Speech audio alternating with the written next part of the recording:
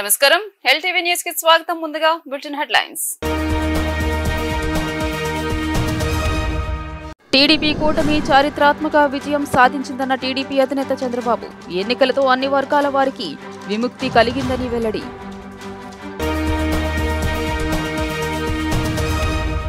ప్రజలకు ఎంతో మంచి చేశామన్న వైసీపీ అధినేత జగన్మోహన్ రెడ్డి చేసిన మంచి ఏమైపోయిందో తెలియడం లేదని తీవ్ర ఆవేదన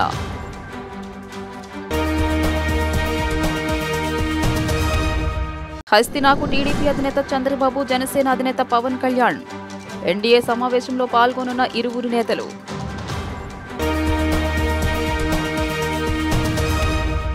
రాజకీయాల్లో ఎవరూ శాశ్వతం కాదని దేశం ప్రజాస్వామ్యం రాజకీయ పార్టీలు శాశ్వతమని టీడీపీ అధినేత చంద్రబాబు అన్నారు. రాజకీయ పార్టీలు సక్రమంగా పనిచేస్తే మళ్లీ ప్రజలు ఆదరిస్తారని పేర్కొన్నారు. ఇంతటి చారిత్రాత్మకమైన ఎన్నికలు ఎప్పుడు చూడలేదన్న చంద్రబాబు ఈ విజయానికి కారణమైన ప్రతి ఒక్కరికి ధన్యవాదాలు తెలియజేశారు. ఉండవల్లిలోని నివాసంలో ఏర్పాటు చేసిన విలేకరుల సమావేశంలో టీడీపీ అధినేత చంద్రబాబు మాట్లాడుతూ కూటమి ఘన విజయంపై ప్రజలకు కృతజ్ఞతలు తెలియజేశారు. మీడియా సహా రాష్ట్ర ప్రజలందరికీ ధన్యవాదాలు తెలియజేశారు. శిరస్సు వంచి మనస్ఫూర్తిగా ధన్యవాదాలు తెలుపుతున్నానని అన్నారు. ప్రజలతో పాటు మీడియాకు స్వాతంత్ర్యం వచ్చిందని, తన సుదీర్ఘ రాజకీయ యాత్రలో ఇలాంటి ప్రభుత్వాన్ని ఎప్పుడూ చూడలేదన్న ఆయన ప్రజాస్వామ్య వ్యవస్థలన్నీ ఎలా ఇబ్బంది పడ్డాయో చూశామని పేర్కొన్నారు. ప్రజలు గెలవాలి, రాష్ట్రం నిలబడాలన్నదే మా ధ్యేయమన్నారు. ఎన్ని త్యాగాలు చేసైనా భావితరాల భవిష్యత్తు కోసం ముందుకెళ్తామన్నారు. రాజకీయాల్లో ఎవరూ శాశ్వతం కాదని, దేశం ప్రజాస్వామ్యం రాజకీయ పార్టీలు మాత్రమే శాశ్వతమని చంద్రబాబు తెలియజేశారు. రాజకీయ పార్టీలు కూడా సక్రమంగా పనిచేస్తే మళ్లీ ప్రజలు ఆదరిస్తారని రుజువు చేశాయన్నారు. ఇంత చారిత్రాత్మకమైన ఎన్నికలు ఎప్పుడు చూడలేదన్న చంద్రబాబు ఎక్కడో అమెరికాలో ఉండే వ్యక్తి కూడా తపనతో వచ్చి పనిచేశారని అన్నారు. పక్క రాష్ట్రాల్లో కూలీ పనులకు వెళ్లిన వ్యక్తులు కూడా వచ్చి ఓటు వేశారని, టీడీపీ చరిత్రలో సువర్ణాక్షరాలతో లిఖించదగ్గ ఎన్నిక ఇది అని పేర్కొన్నారు. ఎన్టీఆర్ పార్టీ పెట్టినప్పుడు 1983 200 సీట్లు వచ్చాయని, మళ్లీ ఇప్పుడు ఊహించని విధంగా ఫలితాలు వచ్చాయన్నారు. రాజకీయాల్లో ఒడుకుదుడుకులు సాధారణంగా ఉంటాయి. ఎవరు శాశ్వతం కాదు. దేశం శాశ్వతం, ప్రజాస్వామ్యం శాశ్వతం, రాజకీయ పార్టీలు శాశ్వతం, అధికారం అశాశ్వతం. రాజకీయ పార్టీలు కూడా సక్రమంగా ఉంటే మళ్లీ ప్రజలు ఆదరిస్తారు.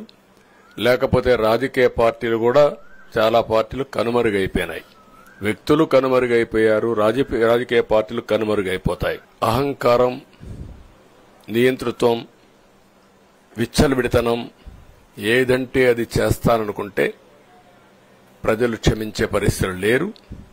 అదే ఈరోజు నిరూపించే పరిస్థితికి వచ్చారు.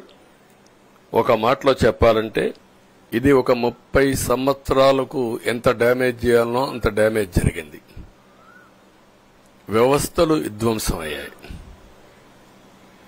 మొత్తం ఎకానమీ కుప్పగూలిపోయింది. అప్పులైతే ఎంత చేశారో ఇంకా లోతు పోతే తప్ప మనకు తెలియదు. ఎక్కడెక్కడ చేశారో, ఏమేం చేశారో తెలియదు.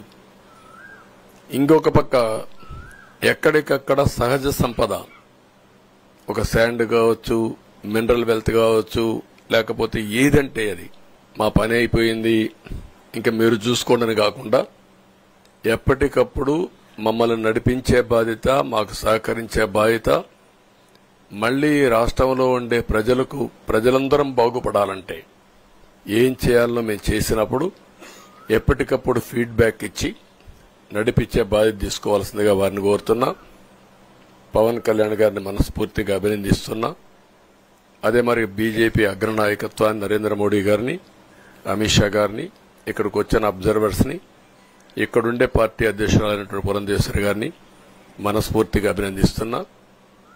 వీళ్ళందరూ కూడా ఏదైతే ఒక స్ఫూర్తిని తీసుకున్నామో ఆ స్ఫూర్తితో టోటల్ గా ప్రతి ఒక్క కార్యకర్త సిన్సియర్ గా పనిచేయడానికి, ఏ అభ్యర్థి ఉన్నా తమ అభ్యర్థిగా పాటించి బ్రహ్మాండంగా పనిచేశారు.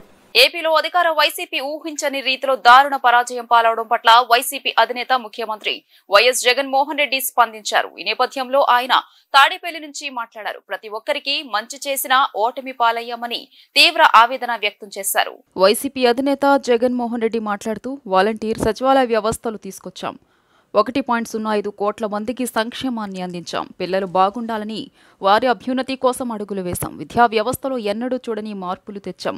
వితంతువులకు, వికలాంగులకు, అవ్వాతాతలకు పెన్షన్లు ఇచ్చాం. ఇచ్చిన ఏ మాట తప్పకుండా మంచి చేశాం. ఆ చేసిన మంచి ఏమైపోయిందో, ప్రజల ప్రేమ ఏమైపోయిందో అర్థం కావడం లేదని బాధను వెలిబుచ్చారు. సమయానికి రైతు భరోసా ఇచ్చాం. 54 లక్షల మంది రైతులకు అండగా నిలిచాం. మరి ఆ రైతన్నల ప్రేమ ఏమైందో తెలియదు అని ఆక్రోశించారు. పథకాలు అందుకున్న వారి ఆప్యాయత ఏమైందో తెలియదు అని వాపోయారు. నా ప్రతి కష్టంలో కూడా తోడుగా అండగా నిలబడిన ప్రతి ఒక్క నాయకుడికి, ప్రతి కార్యకర్తకు, ప్రతి వాలంటీర్కు, ప్రతి ఇంట్లోంచి వచ్చిన నా స్టార్ క్యాంపెయినర్ అక్కా చెల్లెమ్మలకు, అన్నదమ్మలకు మనస్ఫూర్తిగా కృతజ్ఞతలు తెలియజేస్తున్నా అని.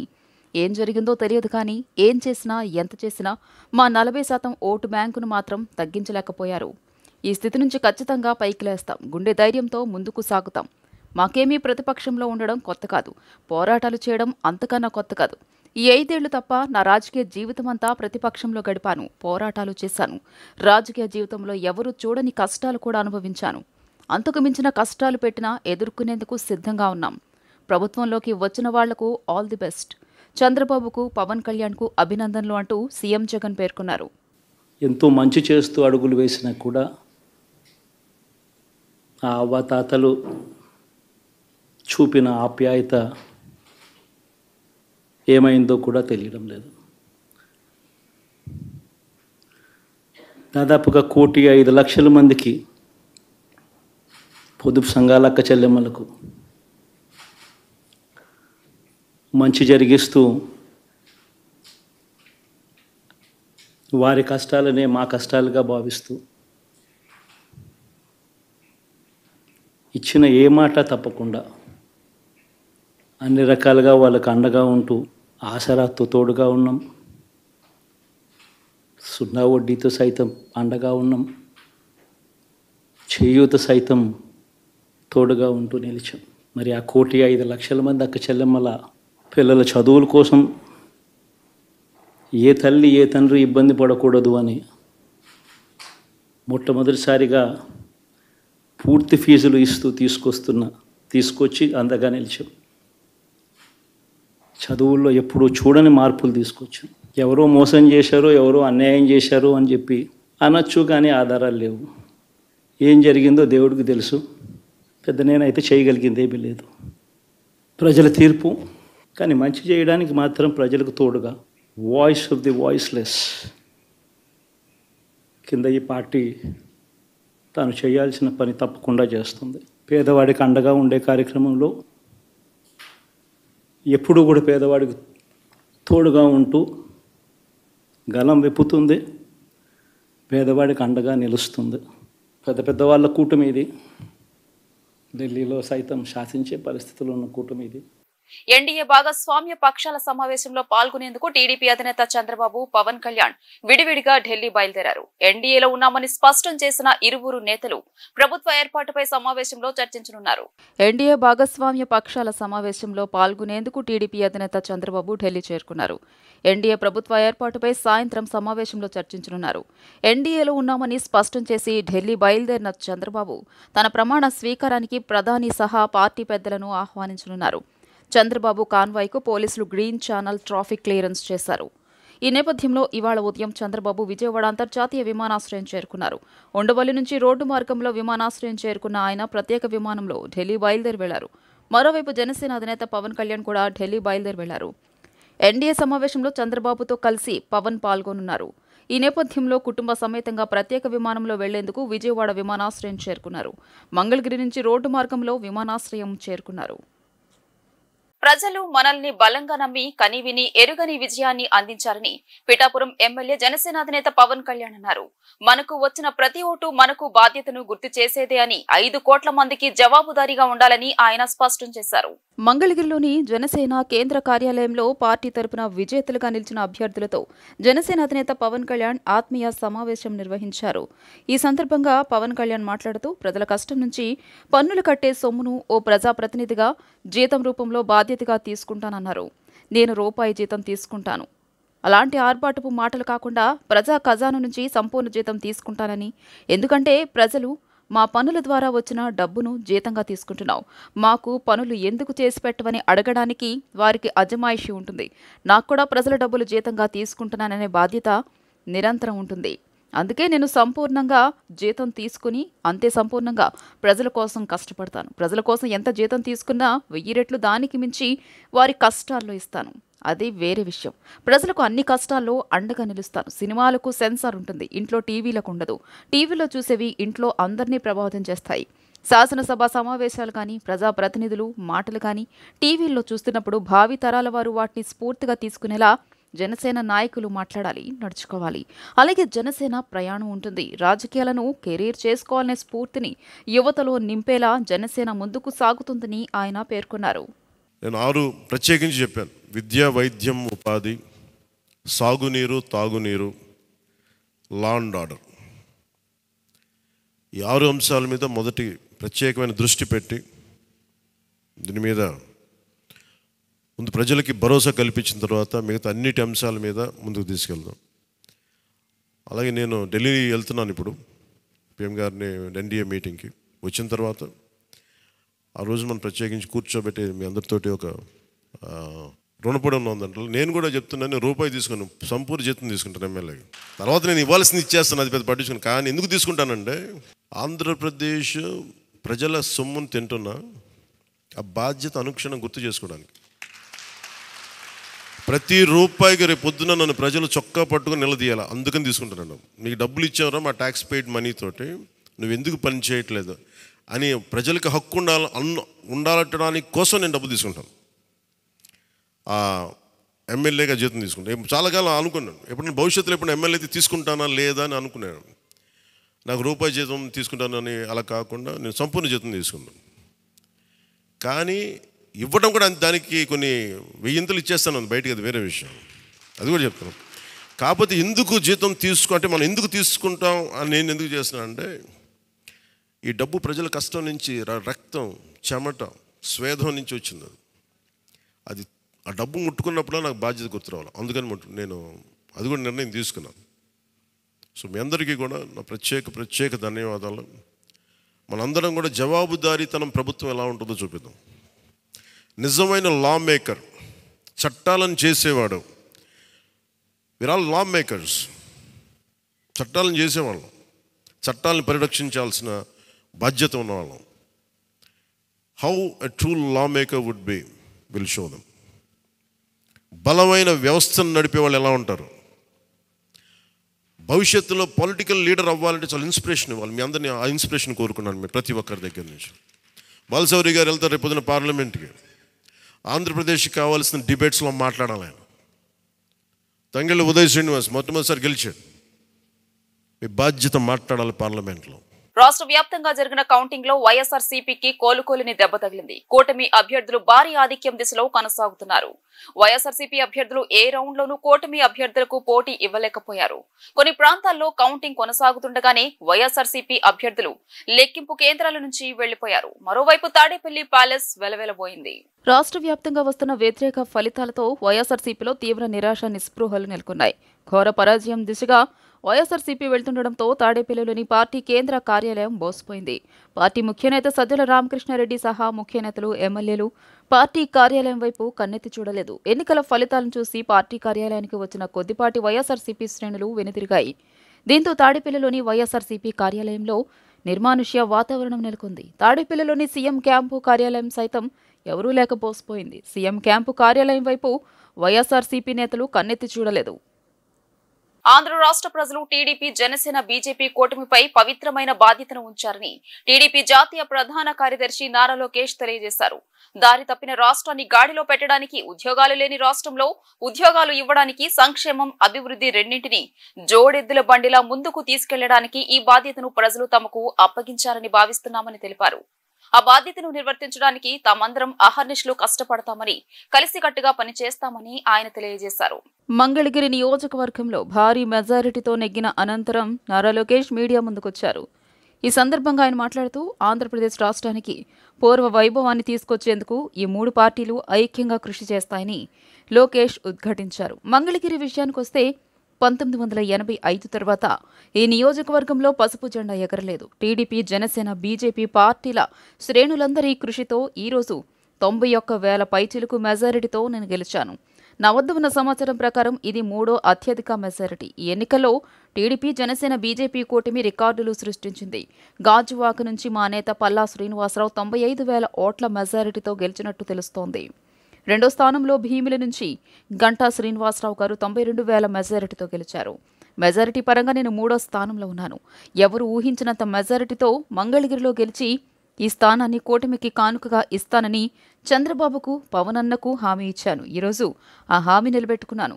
ప్రజల ఆశీస్సులు, దేవుడి దీవెనలు నాకున్నాయని భావిస్తున్నాను. ఇచ్చిన హామీల ప్రకారం మంగళగిరి నియోజకవర్గ ప్రజల కోసం వచ్చే 5 ఏళ్ల పాటు అనేక పనులు చేయాల్సి ఉంది. ఒక ఆదర్శ నియోజకవర్గంగా మంగళగిరిని తీర్చిదిద్దే బాధ్యత తీసుకుంటానని నారా లోకేష్ పేర్కొన్నారు. ఇంత మెజారిటీతో గెలిచిన తర్వాత మా పైన బాధ్యత పెరుగుతుంది. ప్రత్యేకంగా నా పైన బాధ్యత పెరుగుతుంది. మంగళగిరి ప్రజలకి నేను అనేక హామీలు ఇస్తాం కూడా జరిగింది. గత 5 సంవత్సరాలుగా వాళ్ళకి అనేక సంక్షేమ అభివృద్ధి కార్యక్రమాలు చేస్తాం కూడా జరిగింది. వచ్చే 5 సంవత్సరాలు వాళ్ళకి అనేక పనులు చేయాలి, ఇచ్చిన హామీలు నిలబెట్టుకోవాలి. ఒక ఆదర్శ నియోజకవర్గంగా మంగళగిరిని తీర్చిదిద్దే బాధ్యత ఇప్పుడు ఎమ్మెల్యేగా మంగళగిరి ప్రజల కోసం లోకేష్ చేస్తాడని ఈ మీడియా సమావేశంగా మంగళగిరి ప్రజలందరికీ తెలియజేస్తున్నాను. ఒకే రాష్ట్రం, ఒకే రాజధాని, అది అమరావతి. తెలుగుదేశం, జనసేన, భారతీయ జనతా పార్టీ నాయకులం అందరం కూడా ఆ మాట పైన కట్టుబడి ఉన్నాం. రాజధాని లేని రాష్ట్రానికి రాజధాని అవసరం. కానీ అదేవిధంగా అభివృద్ధి వికేంద్రీకరణ పనులు ఏదైతే ఆనాడు ప్రారంభించామో, ఇప్పుడు అనంతపూర్కి కియా మోటార్స్, చిత్తూరు జిల్లాకి అనేక ఎలక్ట్రానిక్స్ తయారు చేసే పరిశ్రమలు, కడప జిల్లాకి స్పోర్ట్స్, అలా స్పష్టమైన హామీలు గతంలో ఇచ్చాం. హామీలు కూడా నిలబెట్టుకున్నాం. కొన్ని చేయలేకపోయాం, టైం సరిపోలేక. ఈసారి ఇచ్చిన ప్రతి హామీ నిలబెట్టుకునే బాధ్యత మేము తీసుకుంటాం. ప్రజలు ఒక బాధ్యత పెట్టారు మా పైన. 3 పార్టీలు కలిసికట్టుగా పనిచేయాలి. దారి తప్పిన రాష్ట్రాన్ని సరైన దారిలో పెట్టాలి. గతంలో ఈ ప్రభుత్వం చేసిన పొరపాట్లని మేము చేయకూడదు. ఇసుక విధానంలో కానివ్వండి, మద్యం విధానంలో కానివ్వండి, రెవెన్యూ విధానంలో కానివ్వండి, అన్నీ పకడ్బందీగా మేము సంస్కరణలు తీసుకురావాలి. ప్రజలు ఏ ఆశయాలతో అయితే మమ్మల్ని గెలిపించారో అది నిలబెట్టుకోవాల్సిన బాధ్యత మా పైన. వైసీపీ నేత ముద్రగడ పద్మనాభం సంచలన ప్రకటన చేశారు. పిఠాపురంలో జనసేనాని పవన్ కళ్యాణ్ ను ఓడిస్తానని సవాల్ చేసి ఓటమి చెందానన్నారు. త్వరలో పేరును పద్మనాభరెడ్డిగా మార్చుకుంటానని ప్రకటించారు. గెజెట్ పబ్లికేషన్ కోసం అంతా సిద్ధం చేసుకున్నట్లు తెలియజేశారు. 2-3 రోజుల్లో దరఖాస్తు చేయబోతున్నట్లు చెప్పారు. తన పేరు మారిన తర్వాత మళ్లీ ఆ వివరాలు తెలుపుతానన్నారు. గతంలో పవన్ కళ్యాణ్ గారి గురించి నేను సవాలు విసిరానండి. పిఠాపురంలో ఓడించి పంపుతాం, ఓడించి పంపకపోతే నా పేరు మార్చుకుంటాను పద్మనాభరెడ్డిగా అని చెప్పడం జరిగిందండి. ఓటమి చెందాను.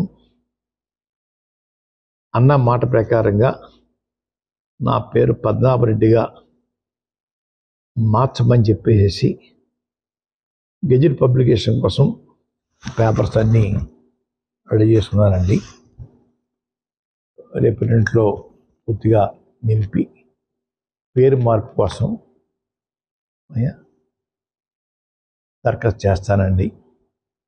ఆల్రెడీ అన్నీ ఫిలప్ అయిపోయి ఇంకా తర్వాత ఉంటే చూసుకుని వారు మీద విసిరిన సవాల్కి నేను ఓటమి చెందాను కాబట్టి, చెందితే పద్మనాభరెడ్డిగా మార్చుకుంటా అని చెప్పి అన్నాను కాబట్టి ఆ మాటకి నేను కట్టుబడి ఉన్నాను అయ్యా.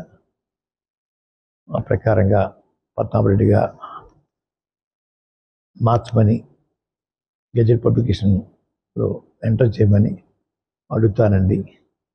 గెజెట్ పబ్లికేషన్ అయిన తర్వాత మళ్ళా మీకు ప్రెస్కి ఆ నమోదైన పేరు పేపర్స్ మీకు ఇస్తానండి. మాటికి ప్రతి ఒక్కరూ ఉప్మా పద్మనాభం అంటున్నారండి.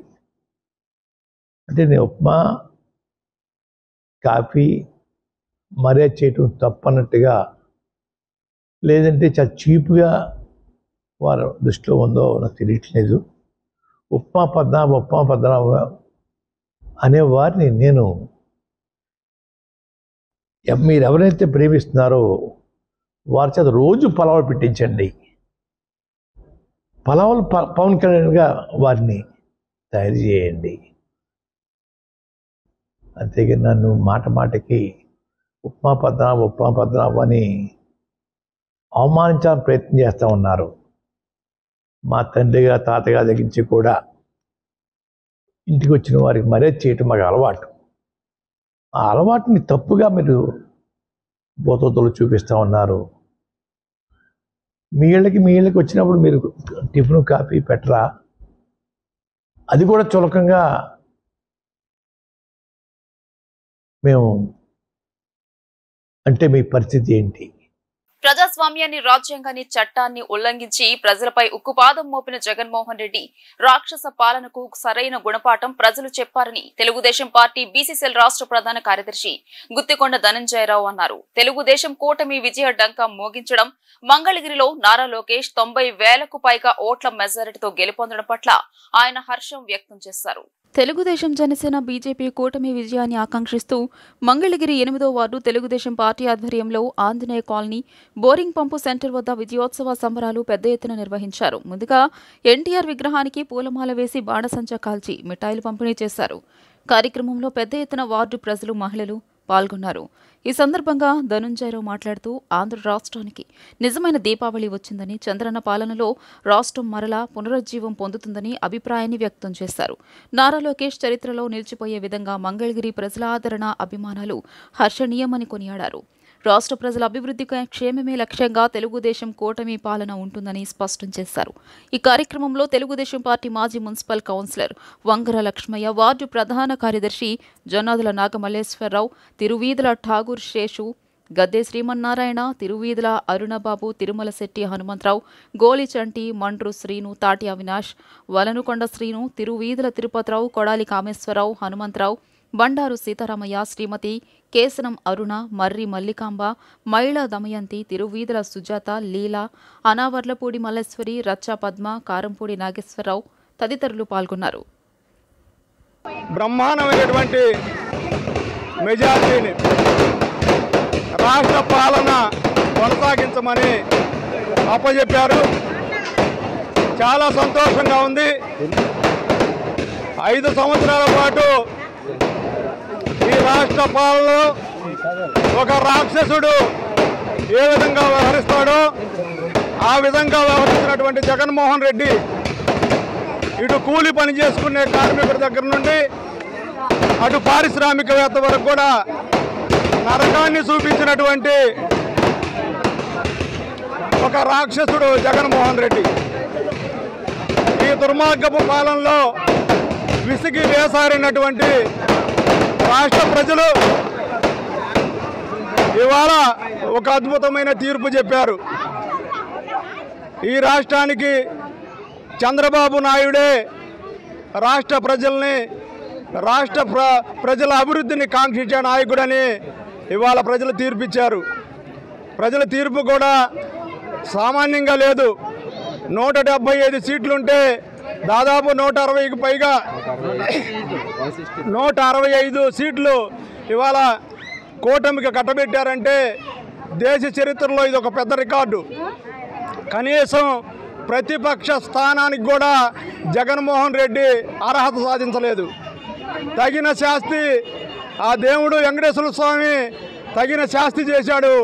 ఎందుకంటే ఇవాళ దేవుళ్ళని కూడా అపహాస్యం చేసినటువంటి ఈ దుర్మార్గులు రథాలను తగలబెడితే అదేముందలే, డబ్బులు పెడితే మళ్ళీ కొత్తగా చేయించుకోవచ్చు అన్నారు.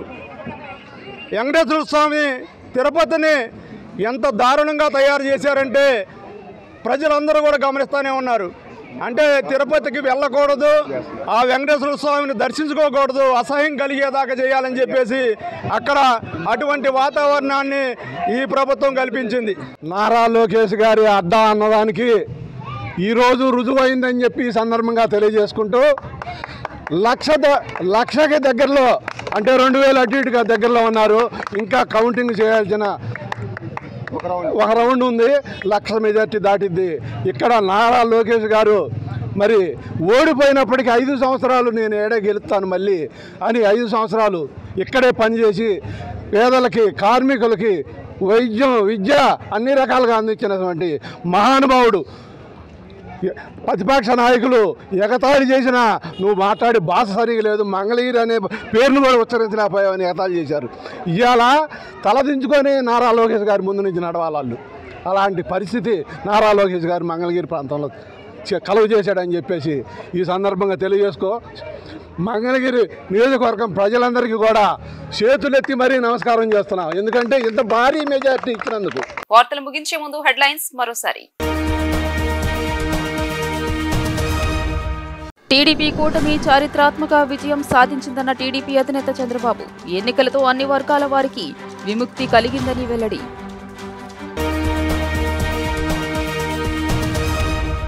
ప్రజలకు ఎంతో మంచి చేశామన్న వైసీపీ అధినేత జగన్మోహన్ రెడ్డి. చేసిన మంచి ఏమైపోయిందో తెలియడం లేదని తీవ్ర ఆవేదన.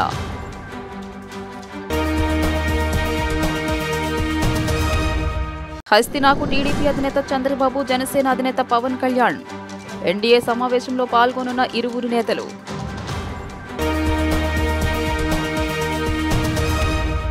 ఈ వార్తలు ఇంతటితో సమాప్తం. నమస్కారం.